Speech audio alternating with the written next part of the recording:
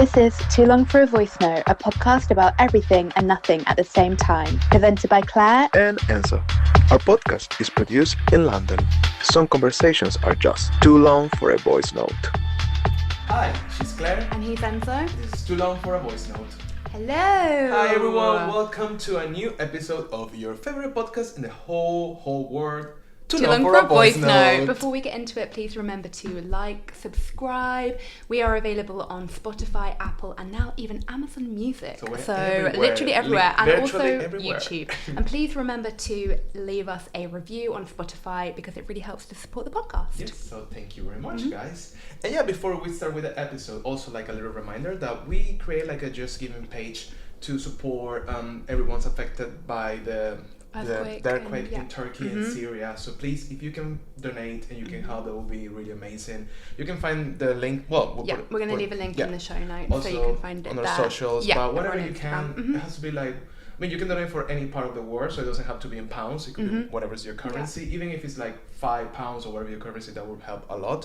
So it would be really nice to like help, try to help in the situation from our privileged position. Yeah, right? definitely. Well, thank you to everybody who has donated as well. Can Back you for give me- another episode. Yes, can you give us a little update about your life, Claire, to kind of get our listeners into the zone and not to just time them with the episode, like, you know, like, what's up with your life lately? Well, I recently froze my egg. Yeah, That's a big update. So really important, big update. Honestly. Really big update. So I think you guys know because I mentioned it on a previous episode. I had a surgery for my endometriosis. I think we're going to do an episode on endometriosis. We said we'd like to do an episode on egg freezing as well because really who knew? I don't think any of us knew anything about egg freezing before I started this journey. But literally like mind blowing. It's sci-fi. It's really sci-fi. It's really sci-fi. Like. But yeah, I got an amount that I was happy with, which was really good.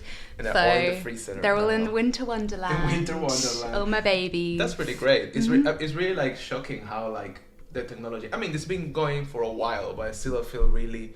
I mean, like this exists for a while. Like, yeah, it did. Definitely have. But it's still like really surprising. And I think it's not something that it's out there all the time or you hear a lot. It's true. So kind of like hearing from you and all the details, it's kind of like, whoa. Like, definitely. I think women's health in general, right? We don't really hear a lot about it. And I think also doing egg freezing, I think, is quite privileged. So I think it's normally celebrities that we hear about doing this. And you don't really get it from like a regular gal point of view. So I'm going to hopefully be creating some content about it for my Instagram. Of course. Let's.be.claire. Yes. Please just like, subscribe as well. And we'll do an episode as well about it. But, really cool. But yeah, I'm really happy with it. Yeah. But that's just been really the last 2 weeks, to be honest. Amazing start of the year, honestly. It's like, get it done. They were frozen in Pisces season, which is so cute. So I was really happy. We're talking about that because if there were like I don't know, fecundated? What's the word for that? Fecunded? You mean like if they were fertilized, basically? I don't know, I'm translating the word in Spanish. It's like fecunded. Fecunded. It's like I'm gonna get fecunded. Like fertilized in this month, it will be Sagittarius, so that makes so much sense. Little Saggy babies. How much sense? So there are all those babies, I think they have the Sagittarius and Pisces energy there. How cute. How cute is that? And my doctor was Venezuelan. I was so happy, honestly. I couldn't believe it. It's kind of like, all the stars align. All the signs. The baby's gonna come out there like, yes, arepa. Venezuela. So honestly, it's really like, without jokes. That's really impressive and crazy. We had like a lot of things in the middle of everything. We had a lot of like parties and celebrations and things to do. So it was quite active month. So it's kind of gone. It was active and short month. Yes. The shortest month of the year, in fact. It is, Claire, for clarifying that. It is the shortest month of the year. We didn't know that before. Thank you, Claire. You always learn new things with us here, guys. You're welcome. But indeed. Well, it's your week this week, right? It's my week, yeah. So time for Enzo's secret topic of the week. So, my topic this week, I want to talk about something that we may discuss over voice notes, no surprise, a few weeks ago, I think. But I want to talk about something like, I think it's quite interesting topic, and the more I reflect on it, I find it more interesting. I want to talk about like men being vulnerable. Okay. And how that works in this society, and how that plays a part in the society of how we are and how we react to it. Because I think And this idea for this topic came from all this whole drama that happened with Prince Harry book. Oh, okay. Memoir. Yeah, the memoir. Like, what's the name of this? Spare. You know, it's like Spare. I think like drama and like polemics and like it's whatever aside of that, if you like or not the royal family, or if you're interested in that, or if you really care about him or his life. I think what I found really interesting about this whole book release and promotion campaign, it was the response of a lot of people on the way he communicated everything that happened in his life, the way he expressed himself, and how open and vulnerable he was on this book and on his interviews. You know, I read a lot of things like, you know, people kind of saying like, oh, you are like a prince, you are like a military guy and all of that. How can you be so weak? How can you be a pussy? I read a lot of like, well, internet, you know, is like a black hole of comments and then negativity as well. But I read a lot of comments, even coming from women, a lot of women saying like, oh, you're like a disgrace of a man. That's so weak. How can you be like that?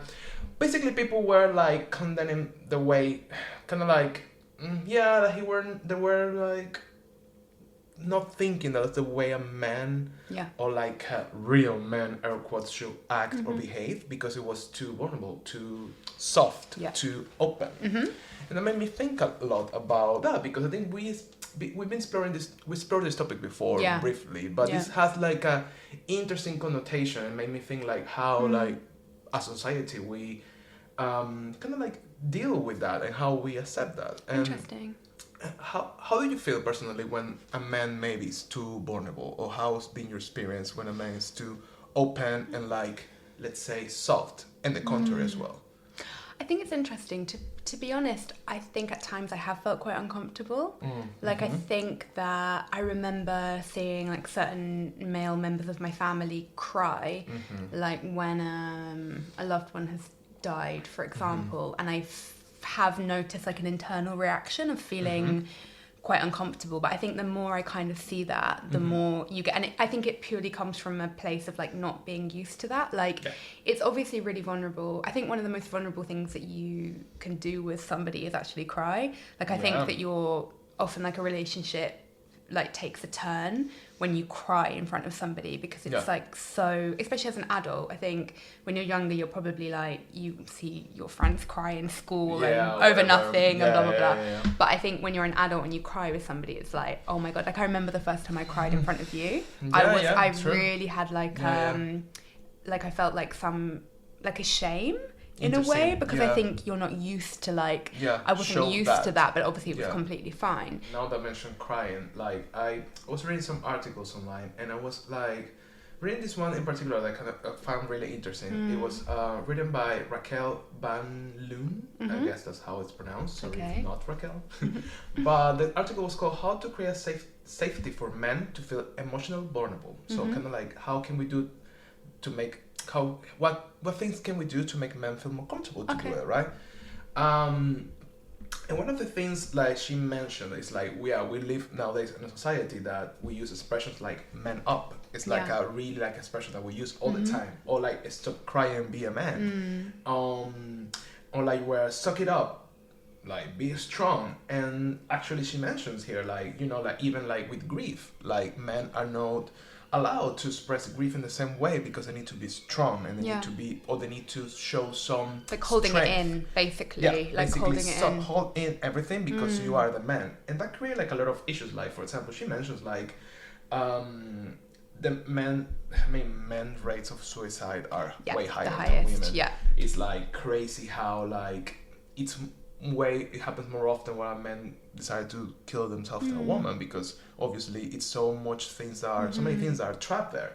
And I find very interesting because she points something here that I found like actually something I thought before but didn't connect it with directly maybe, but it was about the whole gender role play and how, like, for example, all this, she was kind of to tracking back where this come from. Interesting. And she was mentioning like this comes from even from when women are pregnant. So when a woman is pregnant, like we have like a gender reveal So if it's a girl, you wear pink. If you're a male, you wear blue.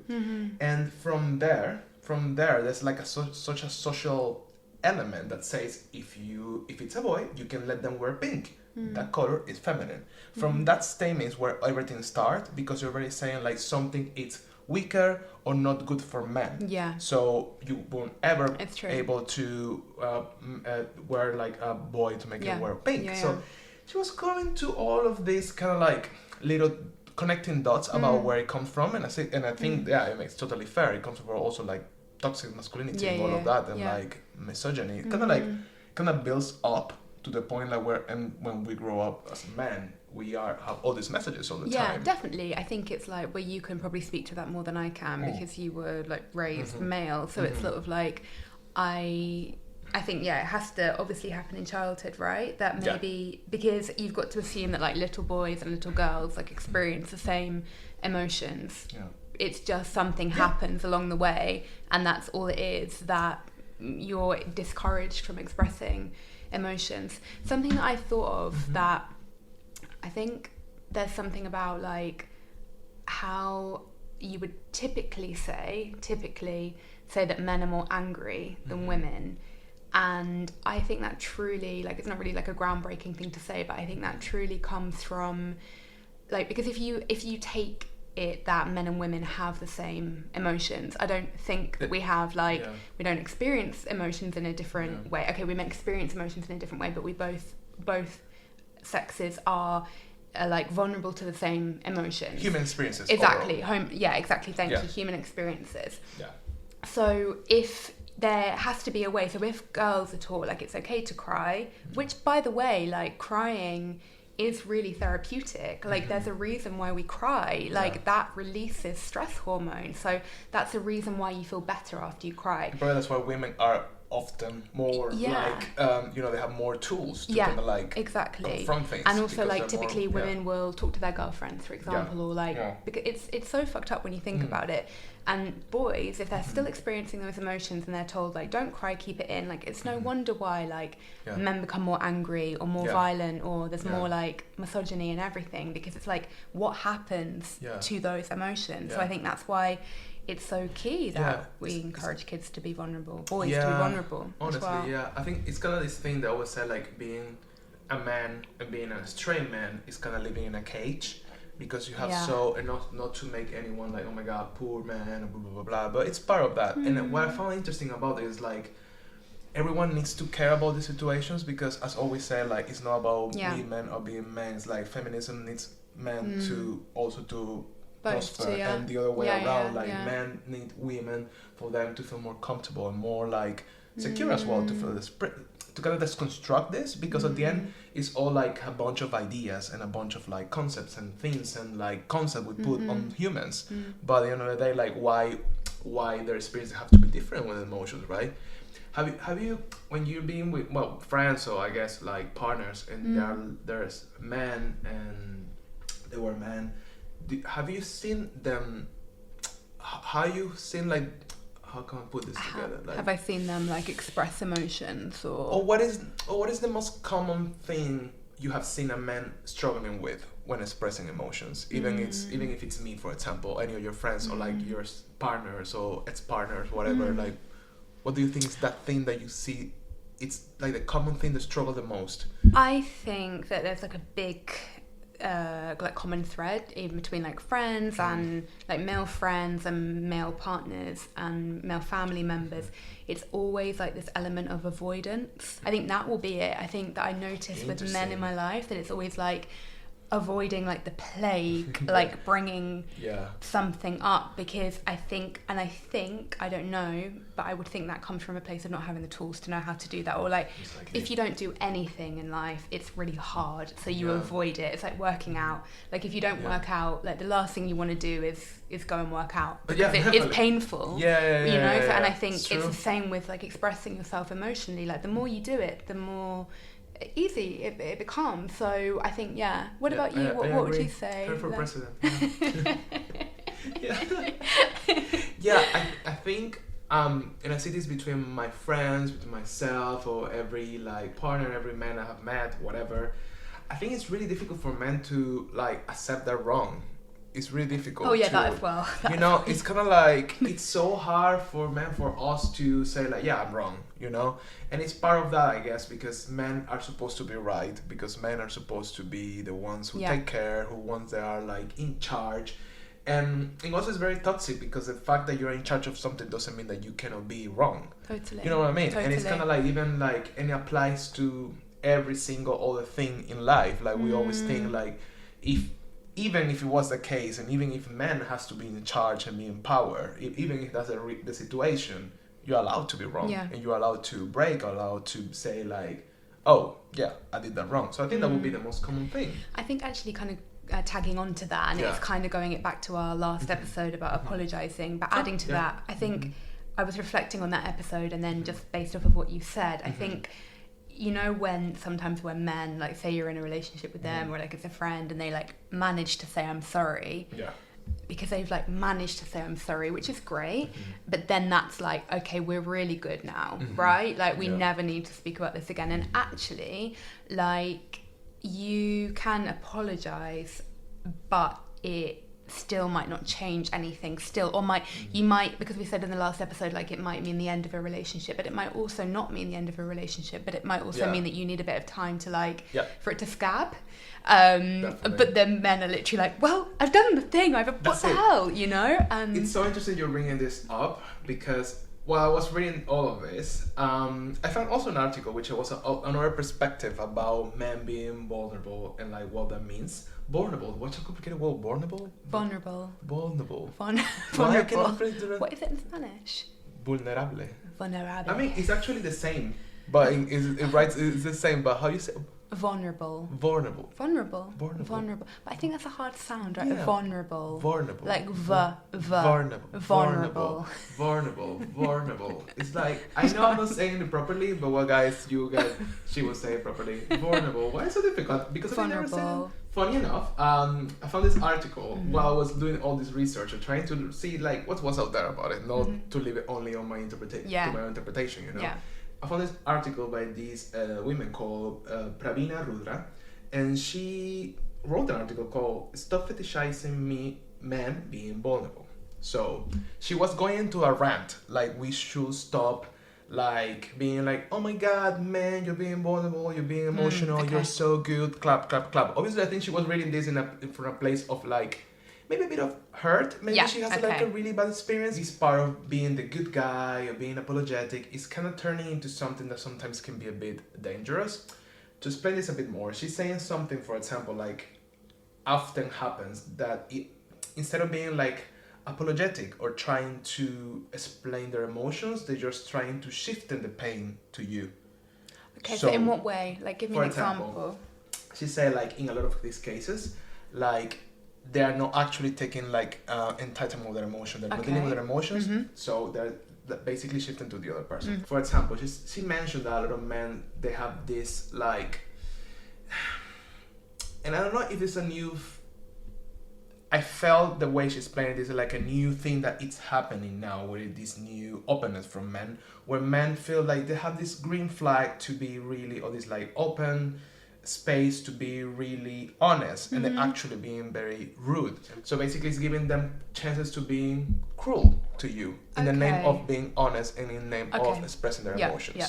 So she mentioned like there's a lot of like threads in Reddit, for example, that are talking about this, or like she mentioned like there's a Taylor Swift song, for example, that talks about it, saying like, oh, he was so casually cruel in the name of being honest. Okay. So that's something that's it. And she said, for example, like even there's a cult account in Instagram called Beam Me Up Soft Boy, which is a whole account which is just a screenshot of messages from men who use their emotional openness to hurt women. That's so interesting. And it became like a whole thing in the dating experience, millennial experience. So from this I was thinking, like, did this ever happen to you? Like maybe a man being like, oh, I'm just being honest, or I'm just trying to express my emotion, and they're just plain hurtful, and they was just not actually being knowledgeable of it, because I think it's the difference between being like, oh, I'm open, it's kind of like, I did this wrong, I really don't feel that what you're doing is right to me, you're hurting me, than just putting the blame to someone else and saying like, oh, you're a piece of shit and you're doing, and I want you away from me. You know, like, did it happen to you? Like, maybe like a man react that way? Like, instead of like apologizing, it was very like rude in the name of transparency. It's really delicate because if we want men to be more open and emotional and vulnerable, but I think because we're in such a shaky ground and we don't know what means, or a lot of men, they don't know for them what it means to be like that. So I know maybe, what you mean. so maybe if they are like being actually rude and not like understanding your emotions, maybe they are kind of like, oh, but I'm being real, I'm being open, I'm telling you how I feel. I know what you mean. Actually, I have had a case like that. I've had a case of that, dating somebody who basically said, oh, I'm just trying to be honest. Yeah. But it was like, he was an asshole anyway. But you know, it's like, you don't need to be like, it's so mean to be such an arsehole. And I get what you're saying. And I think, but I still would say that that's a tactic. I don't know, but maybe that's me coming from it as like as a woman. Yeah. I don't know if that is like, oh, let's give like fucking like 32-year-old men a chance to like get it all. Do you know I what wonder I mean? if from his word, and if he has this conversation with someone, he would be like, oh, that girl was crazy, was just trying to be honest. They ask us to be open and honest, and when I do it, they think that we are 100%. You know what I mean? 100%. And I think that would be, and I think this is where I get you. Pravina Rudra comes from, like some like, which is also like maybe it's a negative outlook of the situation, of course, but I think it's interesting to put that on the table as well because again, a lot of men, they don't have the tools to be open or different or better because like we grew up with certain set of things and maybe you're not exposed to the right things or maybe you haven't. It's true, but I think I would push back at that, to be honest, because it's like none of us have a lot of tools. Like I didn't have a lot of tools to be in a healthy relationship, neither did you. Like sometimes you're not modeled the best things, for example, in your childhood. But like I understand that like for a lot of men it's difficult to express emotions, but like when does it become your job to learn how to do that? Because I know a lot of men, like yourself included, who have learned how to process emotions and deal with those things, so therefore it's a skill that can be learned because we all have to learn things. So I kind of would say I don't buy it that it's like this kind of like, oh well, men are, and I know this is exactly the problem because I know, but I think maybe like it's an age thing, right? And maybe when you're a bit younger, like there's a bit more room for forgiving, but do you know what I mean? No, I totally get you. I know, like, I don't know where to stand exactly with this, and it makes me think a lot, and that's why I'm thinking a lot about this topic, because I think I've been lucky enough in many ways to have, like, I mean, the fact that, I mean, you may say, a lot of people say, like, well, being gay is not exactly being lucky, because it comes with a lot of situations and issues, depends on where you live as well, but I think in my, like, situation, in my reality, actually being gay actually helped me a lot to develop myself and my emotions, because I can have my other gay friends, for example, that could be as open, feeling as open. I can have like friends like you, and as a man, I feel 100% comfortable to express my emotions and be open with a woman, which I think for a lot of straight men that's not the case, because they don't have these spaces. And this is like where do we create these spaces? This is a lot of this is like, we need to change.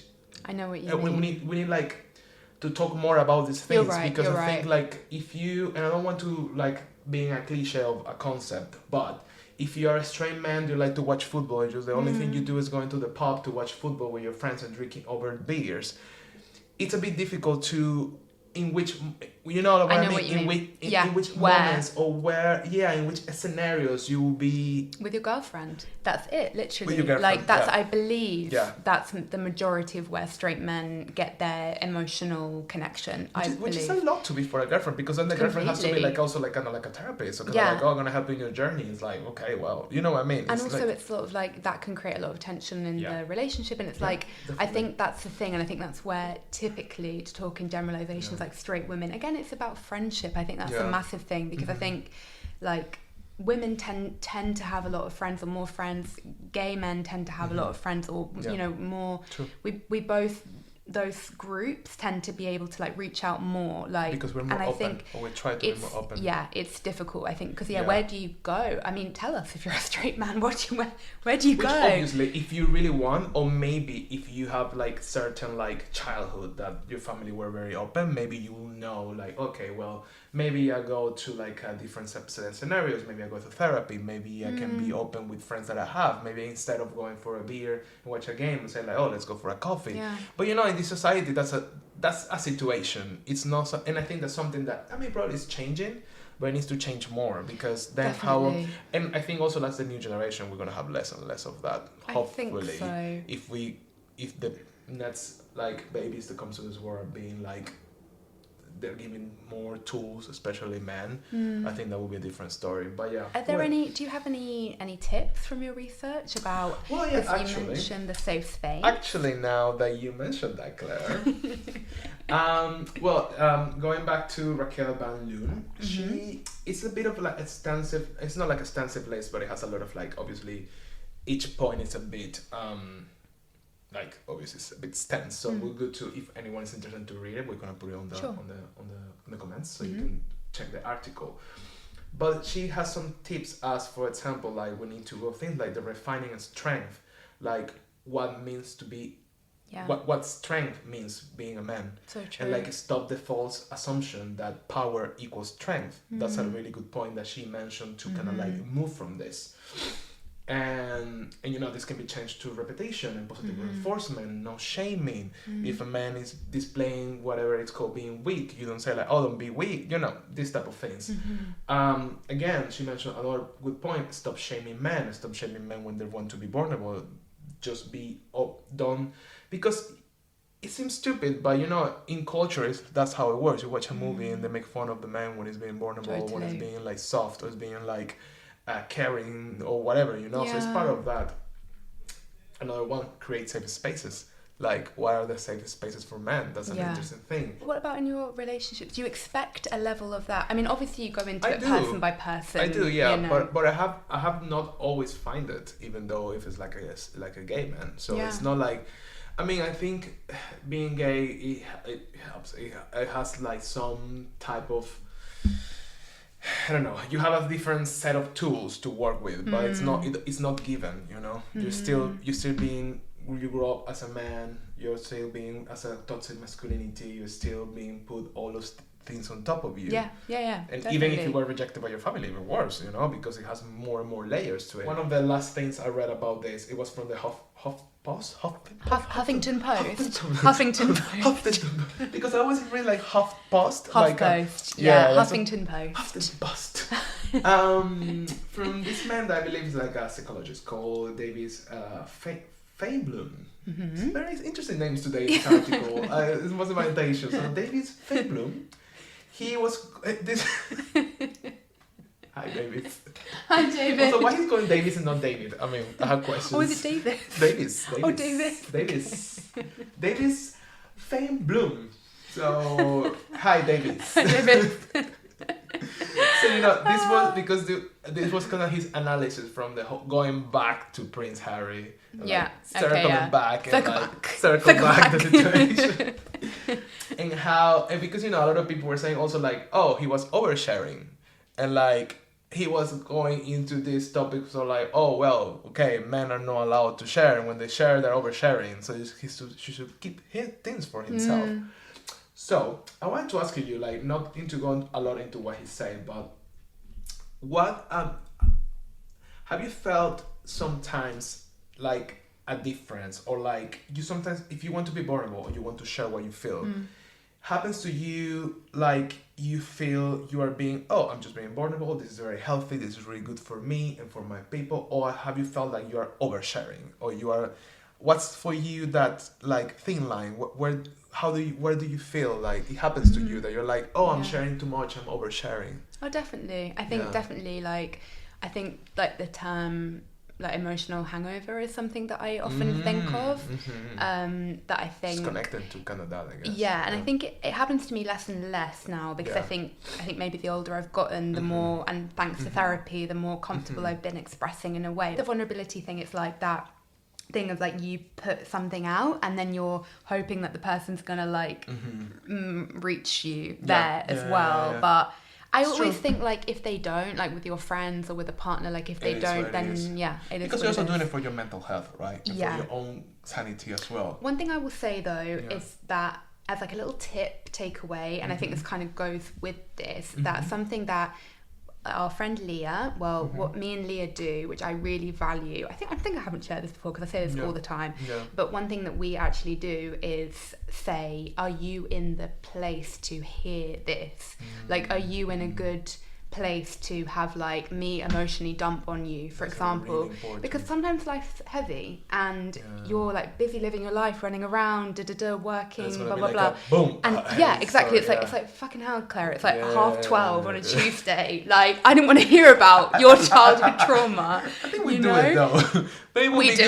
Maybe I think now maybe we should be more healthy. We're literally like 1 a.m. 1 a.m. 5 minutes. It's like I was thinking about this really bad thing. We're like, maybe we should do it more. Actually, I think it's really good that you and Leah do it because it's a really healthy thing. I think it's really healthy, and I think it really helps because we have had times where we've said like, you know what, like I love you, I'm here, but not right now. Really like important. Give me until the evening when I'm at home and I've had a shower and blah blah blah. I just don't want to do it when I'm out, you know, like. And I think that's something that's helped. You don't want to do it at that moment because you're not feeling in a good position to like maybe reply or like giving actually like a good feedback on it. And I think that can also help you to sit with it if you're the one saying it, you know, like definitely. So that's one tip that I would give. How about you? Do you find it hard? Yeah, sometimes? I think now less definitely, but I think I can think before it was really hard for me to express what I feel definitely. And I think that comes from the experience of being just a man, you know, and I don't know, coming from Latin America and blah, blah, blah. Even though my background, we have, you know, Italian background, it's a bit difficult. I haven't seen a lot of like expression, a lot of emotions being expressed around the men around me. Oh, yeah. But I think I got like a balance with my mom and maybe my brother, because my brother also is very expressive. Yeah. So I kind of like I got that balance and like a point of reference. But I think it took me a while for me to feeling just like, oh yeah, it's okay to sharing what you feel. You know, it was not like a common thing for me because maybe I was feeling like a whole oversharing. I was like, I shouldn't say this because maybe you should keep it. It's that thing of you should keep it for yourself. Yeah. Nobody needs to like know it. Nobody needs to like hear that, which is a contrary, you know, like. And I think men more and more need to do it because the world is moving fast and we need to like catch up with times and I think we have more and more tools every day and we just need to put into practice more. Definitely. There are two things I was wondering about. I know we need to wrap up this topic, but I was wondering if like you and your brother are both creative. So I wonder if there's something about that. And also you are very close with your mum. Yeah. And I think 100%. you can...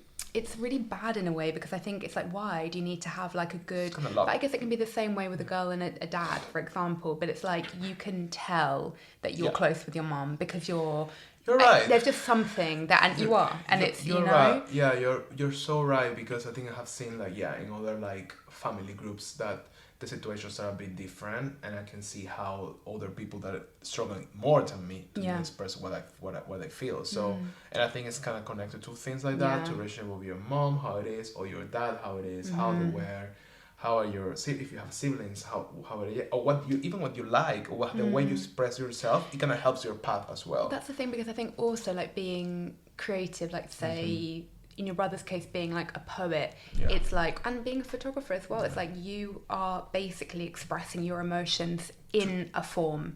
That's what you're doing. So it's like you have to be a little bit at least emotionally available. It's so 100%. I think it's always bubbling in the background. It's kind of like an extra tool that you have regardless of like, well, it's like your background as well, but it's true. I agree. Super interesting topic, love. Thank you, love, for sharing this with me. Do you know what I would love to do one time? This is obviously impossible, but I would love to like live a day as a straight man. how I would be like, wow, How great like that because would obviously be. everybody experiences emotions differently. True, but generally, yeah, like the to see, construction of, yeah, like, how it people is. react to you Yeah. and True. That's everything. Like I that's would be really so interesting. curious. So if you ever have like a genie come to you and ask for wishes to Yeah. giving us that, Definitely, like, and I ensure I'm want not to stuck be- like that. Exactly, I don't want to be stuck like I want that. to be only one day. Literally one day. One day, And then I want to go back to Let's Be Clear. But yeah. you will show her. It's like, okay. And like a crop top, which would be fine. Actually, it would be like a real empowerment. I think I'd be so such an cool. expressive, like, straight guy, you know? I'd That would be be cool, like, yeah. yeah. Like, So anyway. that's true. But yeah. Anyway, thank you everyone. Thank you, guys. Claire, for Thank sharing you. your thoughts. Thank you, love, for the topic. It was very good. Yes, very thank good. you. And see you Yeah, see you next week. Bye, guys. Thank you. Bye.